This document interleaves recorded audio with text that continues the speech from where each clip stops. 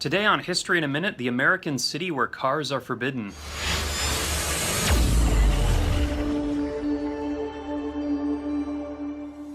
Hello, it's Mr. Philip Campbell with Homeschool Connections, History in a Minute. I am your bearded, nerdy history guru. Did you know that there is a city in the United States of America where automobiles are forbidden by law?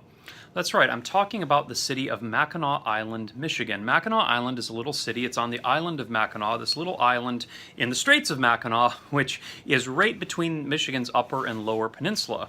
The first state park in Michigan is actually located on this island.